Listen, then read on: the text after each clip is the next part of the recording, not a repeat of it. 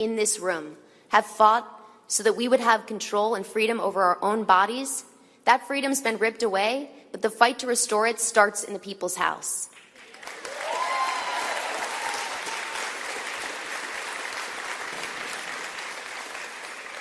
The fight for fairness begins in the people's house too, and I'm going to fight for it with everything I've got. Look, we've got about 100 hours to go before the polls close here in Nashua. 100 hours. And I'm going to work my heart out for every single vote between now and then, because that's the work. That's what we've got to do. I want to thank you from the bottom of my heart for everything you've done to get us all here where we are right now. The meals you've cooked, the doors you've knocked, the signs you've held on cold and rainy days and on hot days like the hottest Halloween in history that we had yesterday. The calls you've made, the neighbors you've persuaded, the voters you've registered. Thank you, a million times thank you. The work continues. We've got 100 hours to elect our next President of the United States of America, Kamala Harris.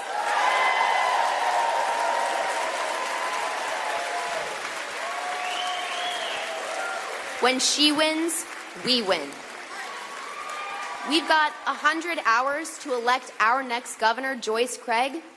My choice is Joyce because when she wins, we win. Nashua, I love you. I thank you. And let's get this done.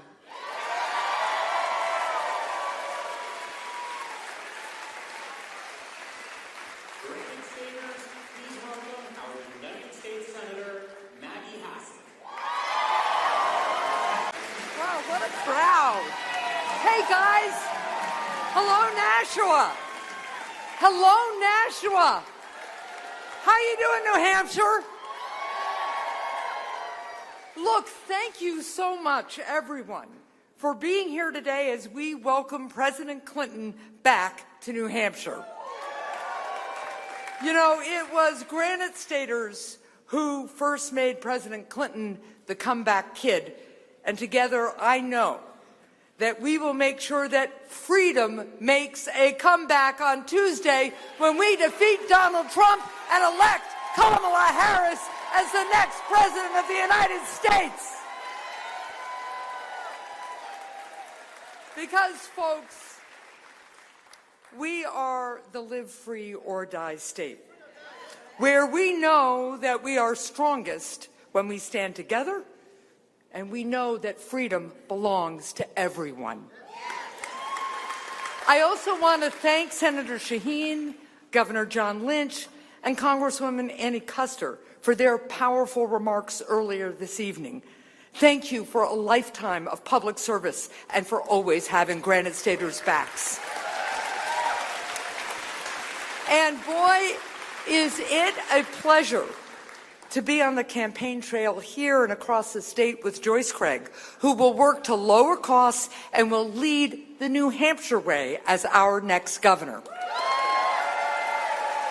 And folks, unlike Kelly Ayotte, Joyce knows that leaders who stand up for our live free or die values don't vote for national abortion bans. They don't vote to defund Planned Parenthood. And I know you just heard from her, and I know that we're all excited to have Maggie Goodlander here with us.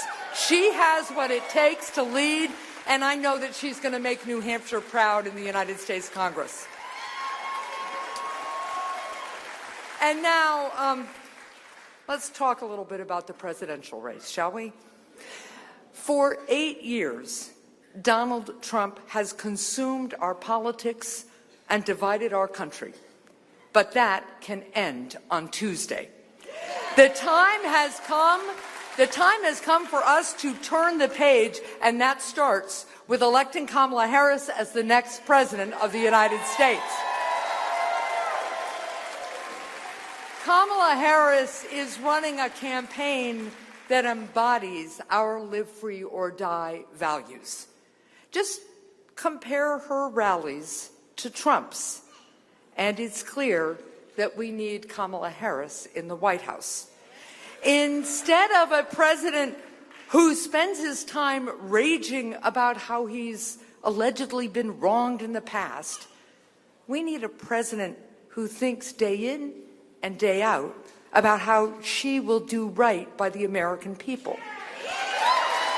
Instead of a president who constantly looks for outrageous new ways to divide America, we need a president who works every day to unite America. And we will have that president in Kamala Harris. She will always put the people first. She is running to take on Big Pharma, to bring down costs and make health care, child care, and housing more affordable. And Kamala Harris will fight for a woman's freedom to make her own health care decisions. She knows that freedom belongs to everyone. It's not Donald Trump's or J.D. Vance's to take away. This election is a fight for a woman's right to be a free and equal citizen in our democracy. And it is a fight that we will win.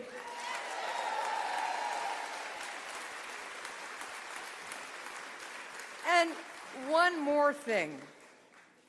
General John Kelly, Trump's chief of staff, confirmed recently that Trump praised Hitler. Kelly tells us that Trump said that Hitler, quote, did some good things. Let me be clear, my father and millions of others who served in World War II risked their lives to save the world from Hitler's tyranny. They were not, in Trump's words, suckers or losers. They were patriots. We need a president who knows that in America, we honor veterans and condemn dictators, not the other way around. So New Hampshire, we will meet this moment with 4 words. Words that Donald Trump and politicians like him do not understand. Say them with me. Live free or die. We say live free or die because the world's greatest democracy has no use for a would-be autocrat who tried to overturn our elections. Here, we believe in government of, by, and for the people. We say live free or die because we know that America must be a place where everyone matters, no matter where they came from or who they love. And we say live free or die because this is America and our daughters deserve the same freedoms as everyone else.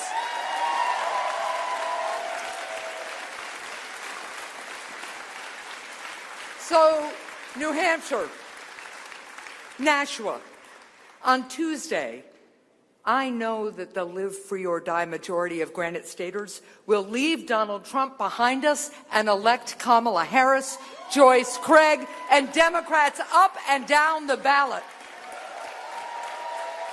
Because while division may have its day and fear may have its moment, in America, it's courage and decency and freedom that will have the final say. It's go time, New Hampshire. Let's get it done.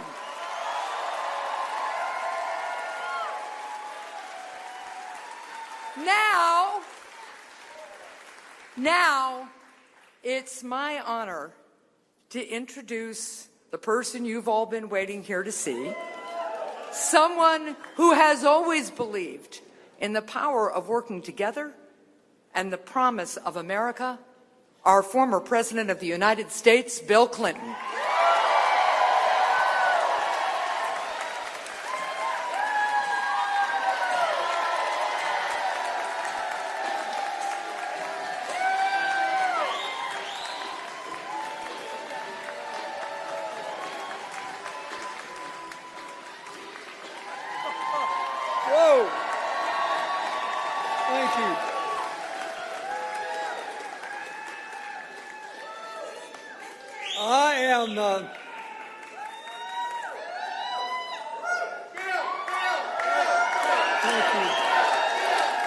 You know,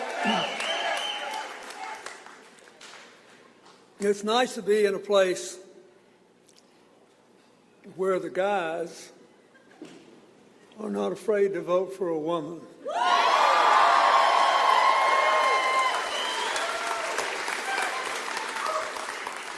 I had a conversation the other day. I was down in the South campaigning,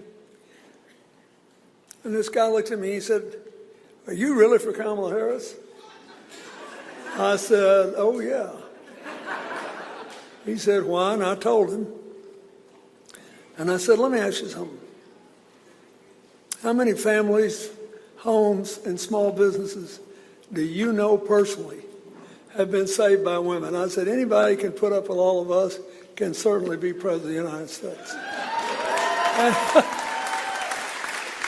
So I'm very grateful to Maggie Hassan for 1,000 things, and being a great senator is one of them. I know Jean Shaheen was here earlier, and I think Billy may still be here. I've been friends with them since 1991, 92. Thank you, Representative Annie Custer. Thank you, Joyce Craig. I think she'll be a great governor. And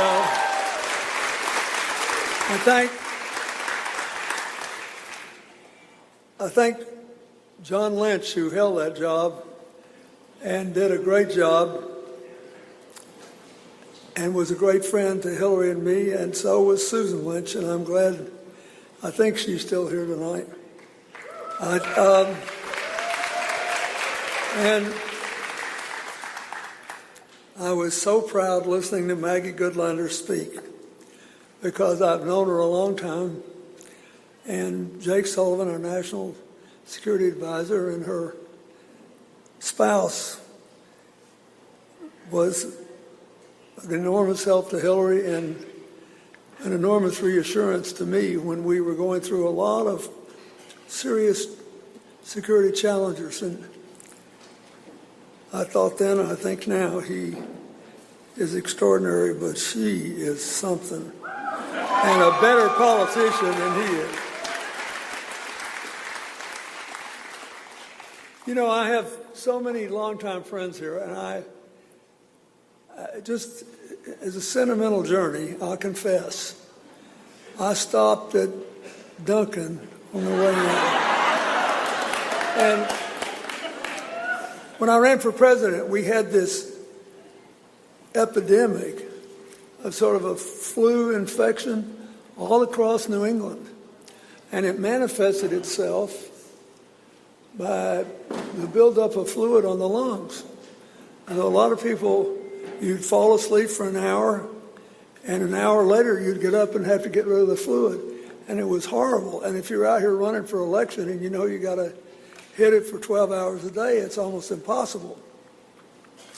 And so I'd sleep an hour and sitting up, wake up, go get rid of the fluid, fall asleep. This went on for 3 weeks. And I gained more than 20 pounds eating donuts to stay awake. So I forgive you for it. I love New Hampshire.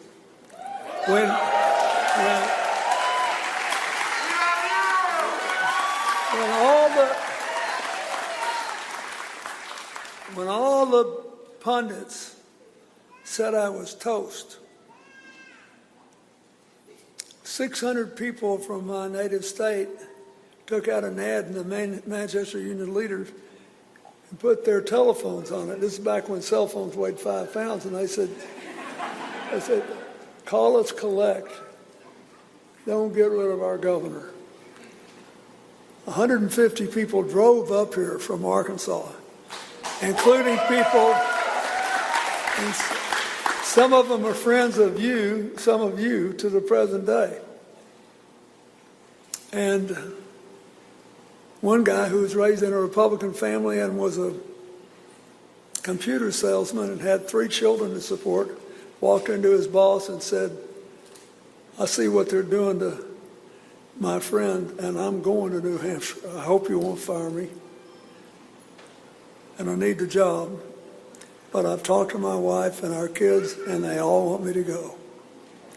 And he came up here and drove from town to town to town and went into radio stations and did interviews. And he talked about our life together. Our life is still together. His oldest child was killed by a hit-and-run driver right before she was supposed to go get an award for Mothers Against Drunk Driving. So I flew down home to Arkansas to be with them. And she was a great kid. She used to write me when she was 9 or 10 years old. I was in the White House. When she was 17, over 2,000 of her classmates came to her memorial service. And we're still friends. So he organized what I think is one of the finest non-governmental organizations to support the arts in schools, because she was a self-taught artist, and it's still running. So, but our lifelong friendship was cemented in New Hampshire. I could tell you so many other stories that aren't relevant except that this is a place that rekindled my belief that dedicated citizens can make a difference, and that we can, that this crazy negative atmosphere can finally be broken if you do your part, because people know each other. And, you know, I guess I remember once somebody in the Republican right said that I and General Colin Powell, who's a Republican, and General Brent Scowcroft, who was, said, you know, guys like Clinton, Powell, and Scowcroft, they'll never be truly great because they're normal.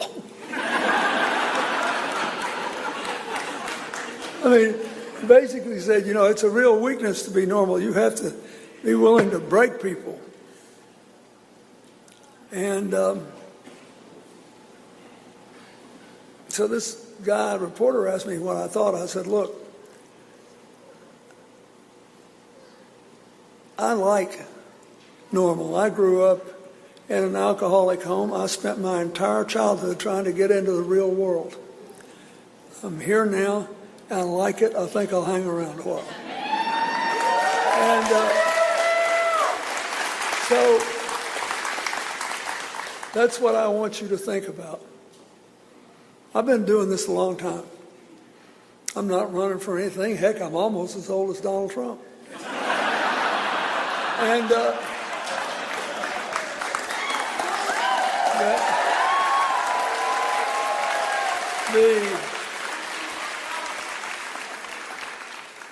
thing I'm running for is the future of my grandchildren and yours and your children, and how we'll live together. I want my grandkids to grow up with their fundamental rights and freedoms intact. I want them to stay committed, as they already are as children, to the proposition that people that haven't had their opportunities also deserve an equal shot at the American dream, and that one of the things that government is.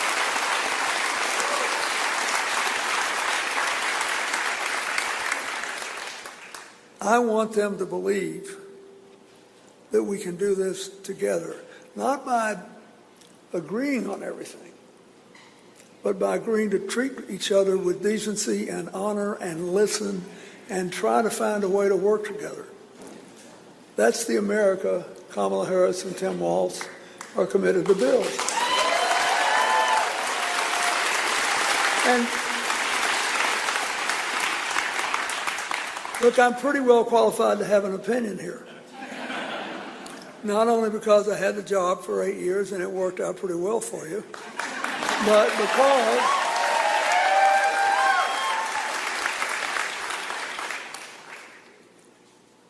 but because I've seen a lot, and I know both candidates well. I know Kamala Harris because I've seen her grow in the White House, and I became acquainted with her when she became Attorney General of California, and we have a lot of mutual friends.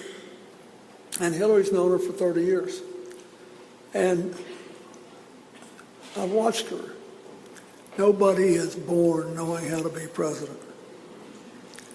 And I was down in North Carolina in the country not very long ago, and this guy says to me, I can't be for her. They just anointed her, and she doesn't deserve it. And it sounded like Trump, you know. So I told him, I said, first of all, I said, she didn't grab it. She was loyal to President Biden. And then, when he decided he just should step aside because he realized that a lot of people weren't sure that he could do 4 more years, and he made a decision that was incredibly selfless and did the right thing.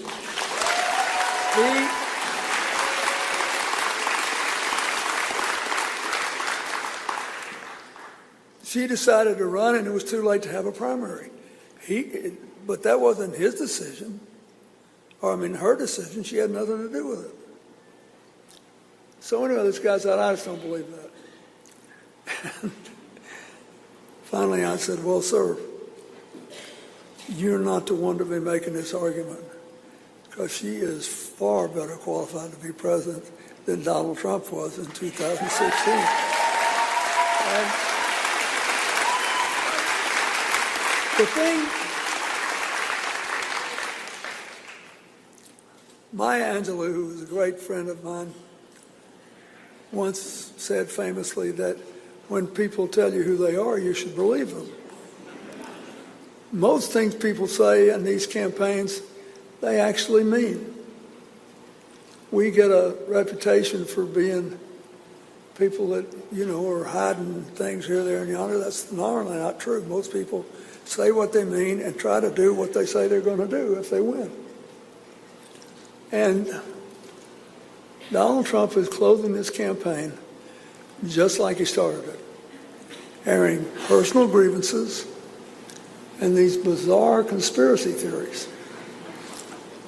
He demeans and divides, and he tries to keep all of us all torn up and upset. And when I was a little boy, my mother told me that if somebody tried to make me mad and keep me that way, they were not my friend. And,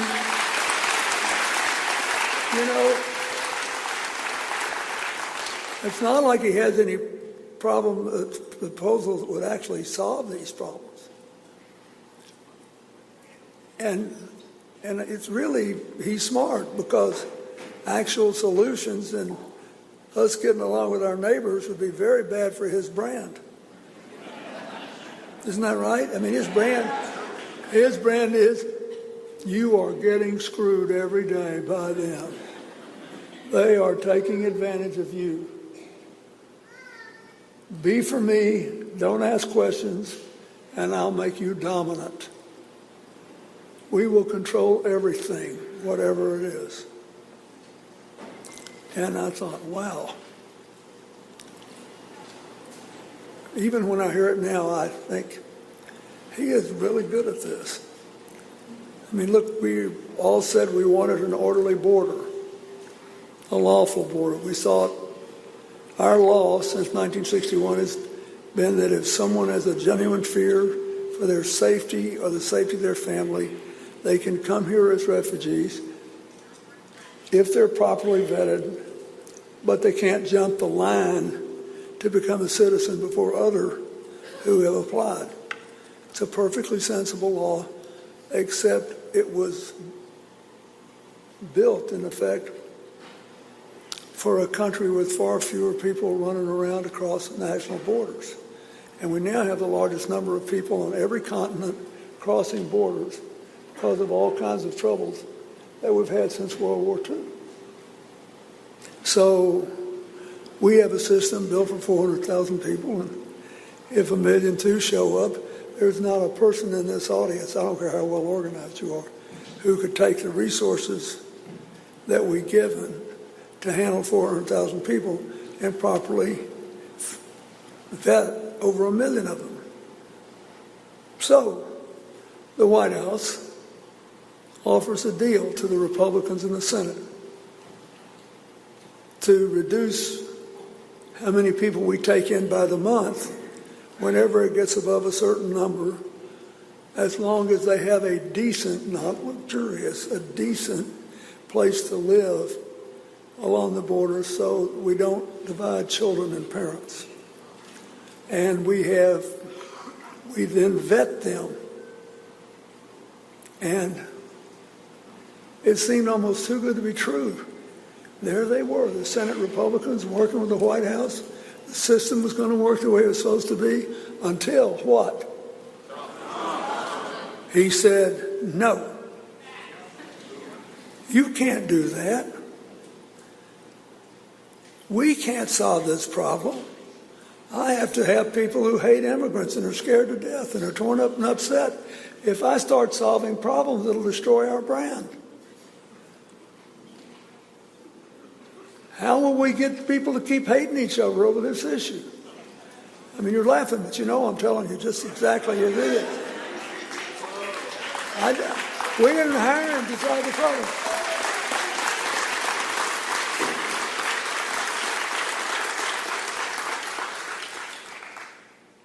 So he just is focused on himself. To heck with the immigrants. And please, you cannot solve this problem. How are we going to win if you solve problems? I need people who hate the government, don't trust anybody, believe everything's broken, and the only possible answer is to keep everybody all torn up and upset. And then I'll figure out how to claim credit for whatever happens. We had a pretty day today, you know. I made that happen. Oh, but it rained yesterday. But if I'd been president, it never would have rained.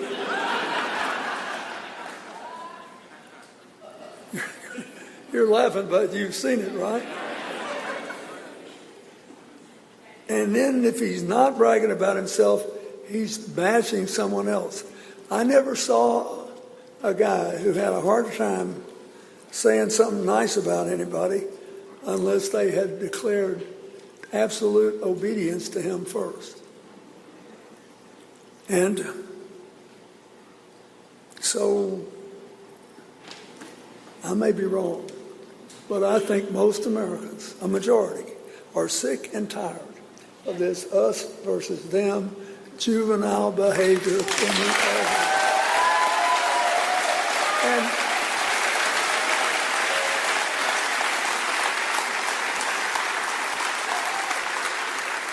now, but we can't beat something with nothing. We've got to move forward together. And one of the reasons I've been so happy to campaign around the country is that I've been campaigning for someone, I believe will be a very good president. I believe Kamala Harris will be a fine president. I think Greg Walsh will be a fine vice president. Tim Walsh is good. But the reason is, among other things, is she thinks this election is about you, not her. And it's about not going back.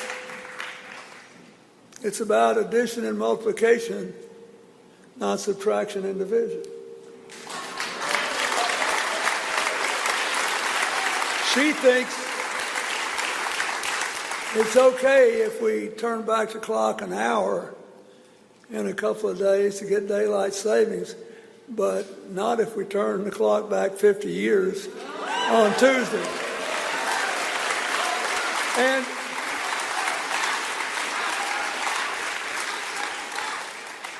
So I think, I could be wrong about this, but I've been out here in the country, and when I offered to help in the campaign, and I said, I don't care about doing big rallies in big cities and everything. I said, send me to the country. Send me to the places where former presidents don't go. Let me go back and do what I feel comfortable with and just listening to people and talking to people. And I've had a grand time. I mean, two guys at the Georgia State Fair wearing MAGA caps asked me to take pictures with them. And the guy said, one of them said, you were really great, and you had those 3 surpluses in a row, and it was great. And I said, can I make my pitch for Harris? He said, no. He said, I really like you, but I'm too far gone. I mean, he was straight. You know, it's basically our culture has been transported. And that's not a good thing. We need to learn to sit and visit with one another. We need to learn to have an open hand, not a clenched fist. So that's the first thing. But I have learned enough to know that the thing Trump thinks will tip this for him is that he thinks he can convince people that he was an immensely successful president in his first term until COVID took it all away from him. Right? And he can say, look, we had a good economy without inflation in my 3 years till the economy wheels went off. And Biden and Harris may have had job growth, but they have inflation. Therefore, you have to vote against them and for me. Isn't that about his argument? And have any of you heard some version of that? That's basically the stick. So here's my answer. First of all,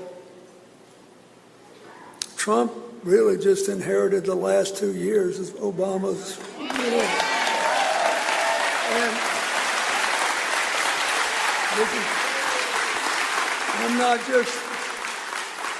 this is not hot air. The last 2 years of Obama's presidency produced 8 million jobs. The first 2 years of Trump's produced 6.4.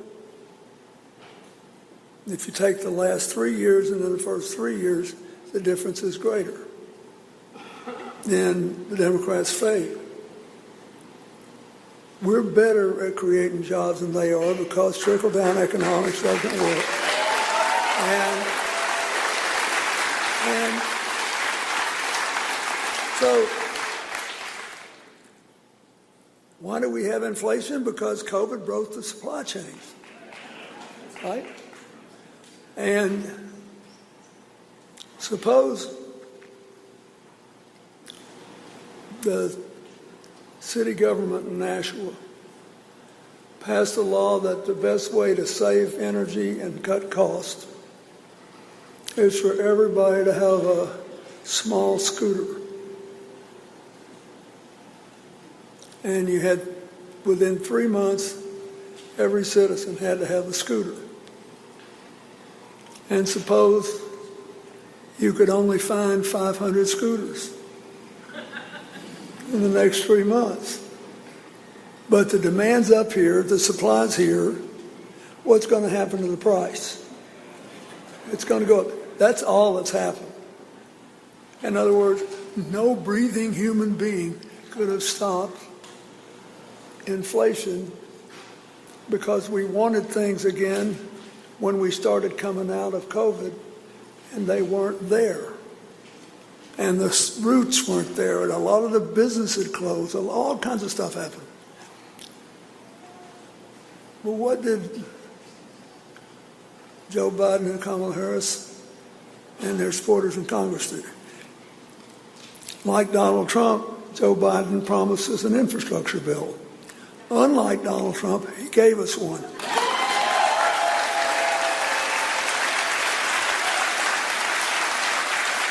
And so now we have 60,000 projects, soon be up to 100,000. Then they passed the CHIPS Act to enable us to get into high-tech manufacturing and to get the stuff right away and to block off the prospect that our chips could be shut down. Then they adopted an all-of-the-above energy policy, which enabled us to create an enormous number of jobs in solar, wind, geothermal, small-scale nuclear, where the fuel pellets are in ceramic protection that will secure it from being a danger for thousands of years, and people can do this work. And hydroelectric power and lots of other things, all of the above, so that we're producing more energy than we consume for the first time since the 1950s. And it's created huge numbers of jobs. Right? So,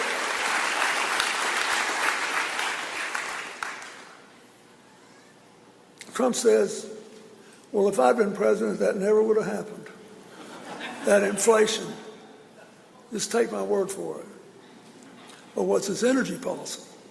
His energy policy, he promised, told the oil industry, if you'll give me $1 billion, I'll undo every single solitary thing they've done. Which means higher energy policy, prices, lots more inflation, and lots of lost jobs. Now, so far, President Biden and Vice President Harris and their allies have just kept working. If you want 100,000 projects and more jobs, you have to reelect them, because he has promised to undo what is driving this economic engine of ours. President Trump. Now,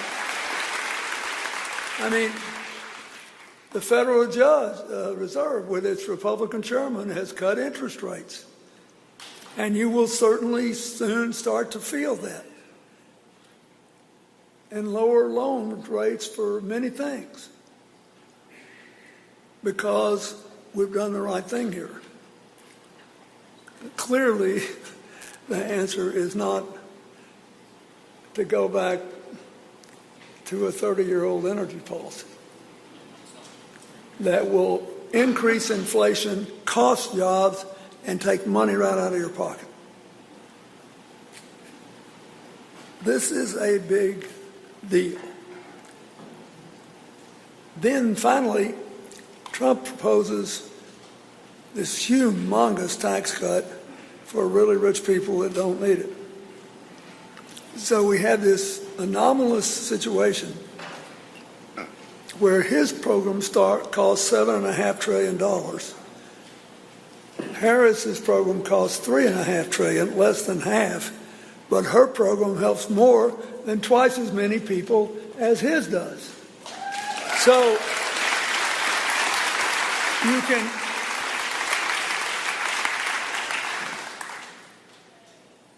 she's the only one with a real plan to bring down the cost of essential items. With food, it's obvious that an enormous amount of food in this country is sold by grocery chains, heavily concentrated. And she is the only candidate who says, look, 37 states have price gouging laws, but no state's strong enough to stand up against these national chains, so we need a national law. Nobody wants to fix prices, and if the stores have to make a little higher margin to cover their costs and get over it, well, that's all right. But it is not all right if they go in basically to use a monopoly position to make profits they don't really need to be very healthy, and it all comes right out of your hide. It's a simple thing. Anybody could have said it, anybody could have done it, but only Kamala Harris did. And so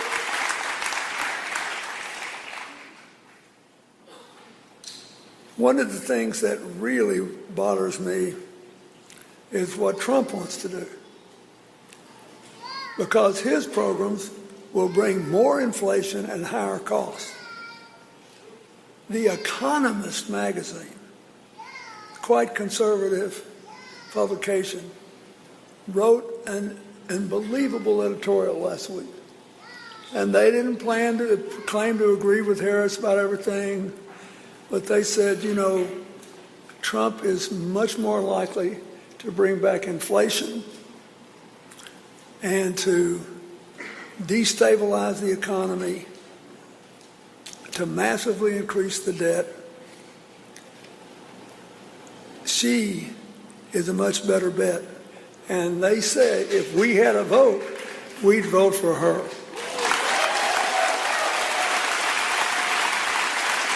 So,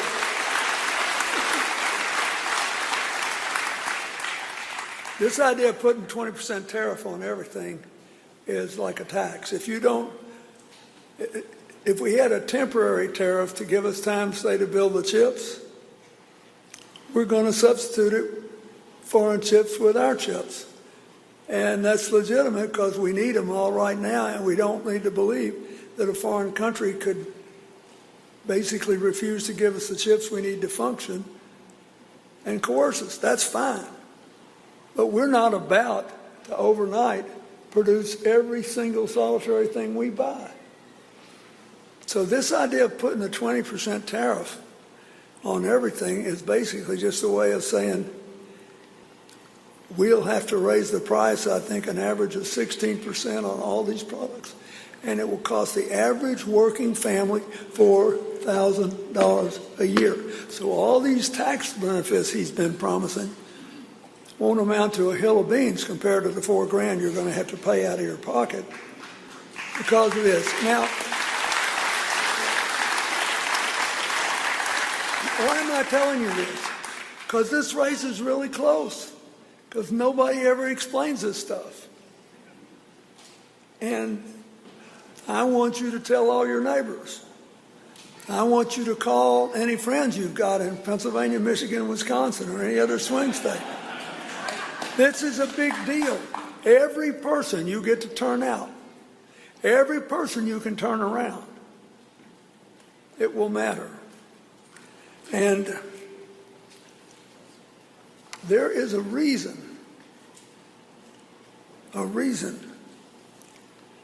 why all these people who were in Trump's administration won't be for him. Half his cabinet, 2 4-star generals, 3. They know that the solutions won't work, and they're worried about losing our democracy.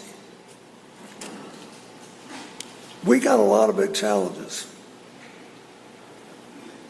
but the things that Trump offers to do won't solve them. And he never tells you the whole story about what we're going to do. So I am praying that you can persuade your neighbors that it's high time to give up the blame game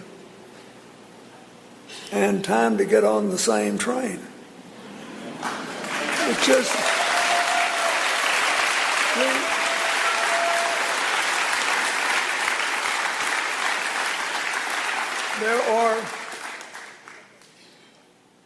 the cost of food and fuel is too high, but it's coming down.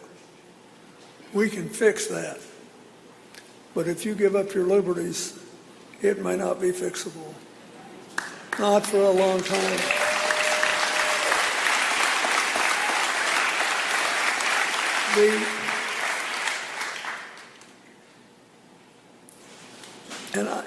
It drives me crazy, the whole thing.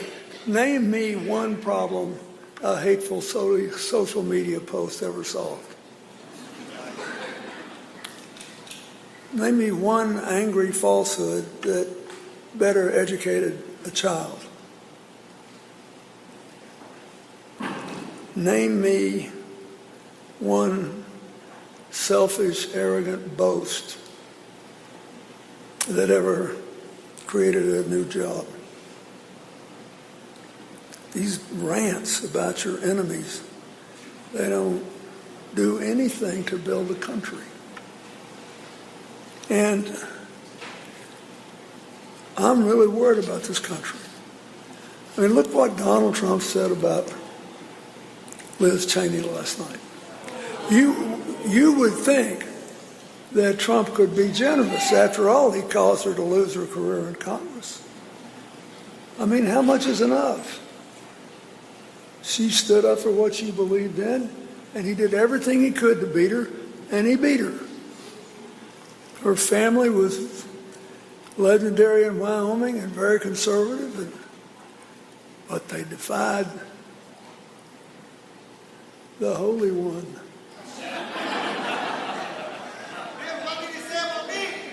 And they beat him. Yeah, exactly. And then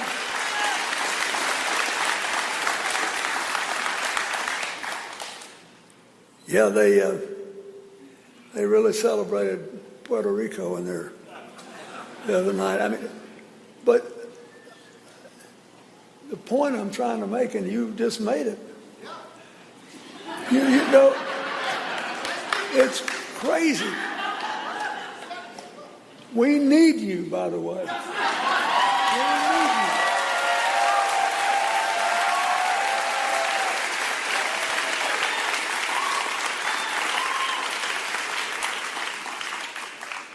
So let's just close on that. Let's do a little numbers. You know, I like arithmetic. I think it's reassuring. I can't help saying this. I really like Tim Walz. I could not believe that J.D. Vance had the gall in that debate to say that Donald Trump had stabilized the Affordable Care Act. And so what he did was try to put a stake in it. And only John McCain stopped him. Do you remember that, John McCain? And now,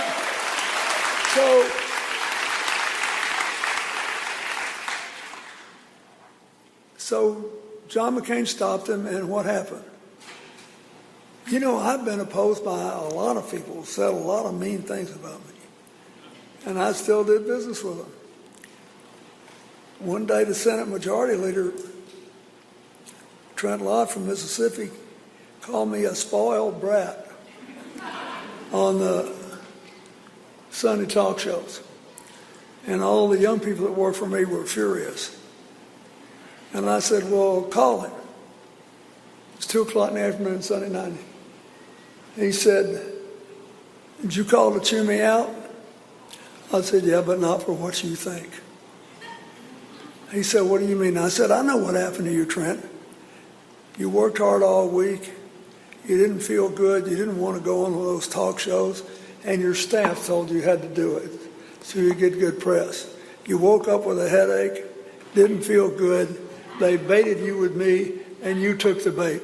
He said, that's exactly what happened. And we had 3 great weeks of working together. You know, if you're going to go around and you think everything's about you and everything has to be taken personally, and the most important thing is for people to bow down to you, that's crazy. And, I mean, look, criticizing the president's almost a constitutional right in America, right? And so here he is going after Liz Cheney, and she's already lost her place in Congress. She loved being in Congress. And she's probably every bit as really conservative as she is, but she didn't want to give up the Constitution. She didn't want to live a lie. And so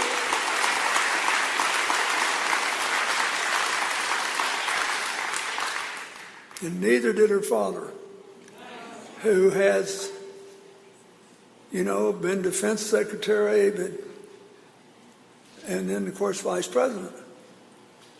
And I've had a lot of disagreements with him. But I would never think to demean him, to lie about him, and to that was spooky what he said about Liz Cheney. And I think we ought to tell her, we're grateful that you're supporting Kamala Harris, and you're welcome anytime to our party.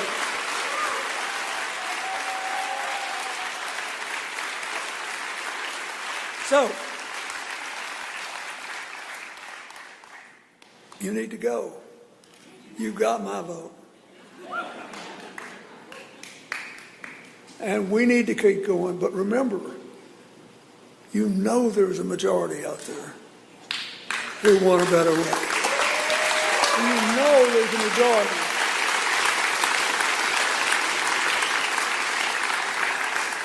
that approves of inclusive tribalism,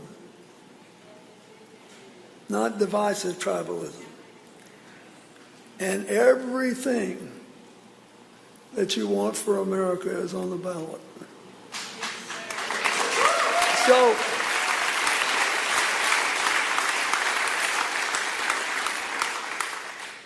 your family needs you, my family needs you, your community needs you, America needs you. Go win these races. Do it.